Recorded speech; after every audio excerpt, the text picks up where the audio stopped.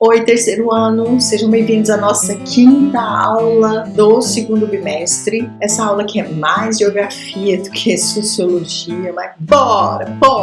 O tema da nossa aula de hoje são os limites da atuação dos organismos internacionais. E como subtópico nós vamos falar sobre a OMS e a pandemia da Covid-19 no Brasil. O objetivo dessa aula é que você entenda como os organismos internacionais foram importantes, como eles agiram e quais foram as limitações deles durante um período tão crítico como a pandemia.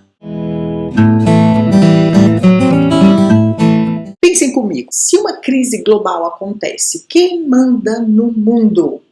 Existe um governo mundial capaz de ditar as regras para todos os países? Durante a pandemia de Covid-19, muito se falou sobre a OMS, a Organização Mundial da Saúde. Mas até onde vai o poder dela? Porque ela não pode simplesmente obrigar o Brasil ou qualquer outro país a seguir as suas ordens ou diretrizes? Bom, na aula de hoje nós vamos analisar os limites da atuação dos organismos internacionais, usando como estudo de caso a relação entre a OMS e o Brasil durante a maior crise sanitária do nosso século. Esse é um tema quente, viu, gente? Esse tema pode cair no Enem e nos vestibulares, porque envolve geopolítica, soberania e direitos humanos. É um combo perfeito.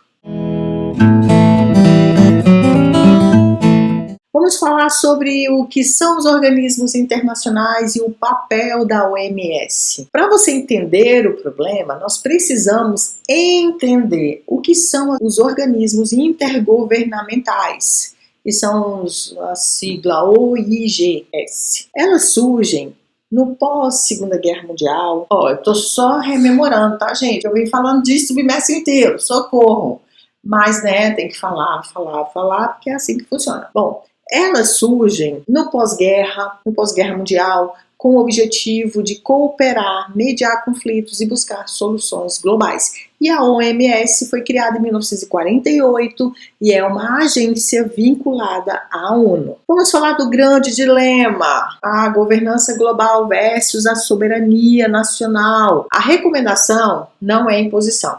Grava isso. Nós vamos falar disso na nossa próxima aula também. A OMS emite diretrizes científicas e declara emergências globais e sugere protocolos, como o uso de máscara, distanciamento e vacinação, lavar as mãos, enfim. Porém, ela não tem o poder de polícia.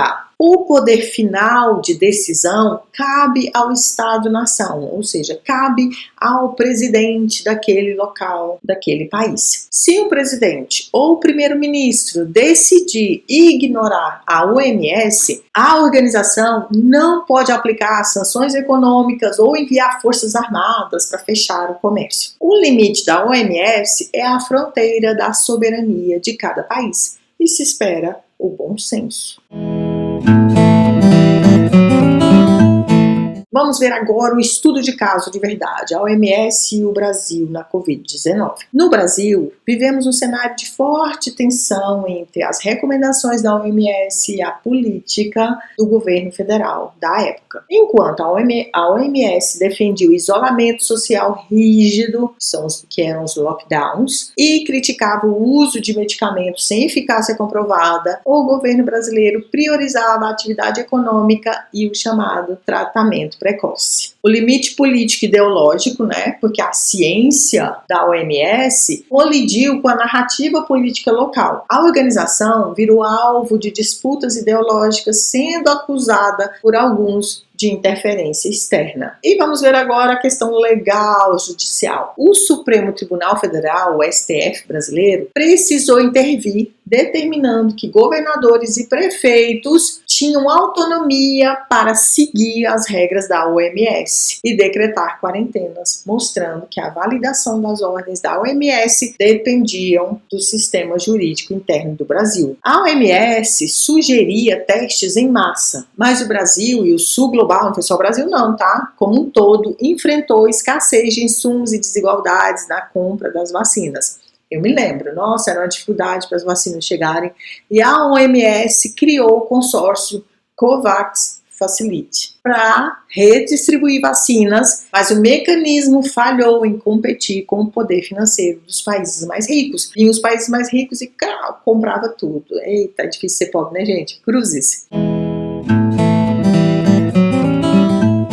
E aí nós temos uma crítica, né? Vamos fazer agora uma análise crítica que pode te ajudar no vestibular. O financiamento da OMS. Quem paga a banda escolhe a música. A OMS depende de contribuições dos países membros e das doações filantrópicas. Doações privadas, né? Doações de empresas privadas, como a Fundação Bill e Melinda Gates. E durante a pandemia, os Estados Unidos, que estava debaixo do poder do governo Trump, chegaram a retirar os fundos da OMS, acusando de que a OMS estava sendo leniente com a China. E isso mostra como o organismo é vulnerável à geopolítica das grandes potências. Então não é assim aquela força, uau, tirou o dinheiro, acabou a força. Agora vamos ver qual foi o saldo da atuação da OMS. A OMS errou? Ela demorou um pouco? Olha, fica a pergunta aí, vamos ver se você vai saber responder até o fim. A OMS errou? Ela demorou um pouco para decretar a transmissão aérea do vírus e a emergência global, mas ela foi a bússola científica do mundo. O limite da sua atuação não foi uma falha da organização, mas sim um reflexo de como o sistema internacional é desenhado. Os estados ainda são os atores mais poderosos. Quando eu falo estados, eu estou me referindo a países, tá? Agora vamos concluir. Vamos fazer um resumo da ópera. Os organismos internacionais, como a OMS, são fundamentais para coordenar respostas globais. Mas eles vão sempre fazer a proposta, vão sempre recomendar. Mas quem vai dispor, quem vai fazer ou não é o Estado soberano. E na pandemia, o Brasil foi o reflexo de como a política interna pode moldar, ignorar ou absorver a governança global. Vai uma diquinha de redação aí para você, porque eu tô boazinha hoje. Se cair na sua prova uma redação sobre desafios da saúde global ou uma questão de geografia humana, sobre soberania, lembre-se, o caso da Covid-19 no Brasil demonstra que a eficácia de um organismo internacional depende diretamente da vontade política dos governos locais. É essa a nossa aula de hoje.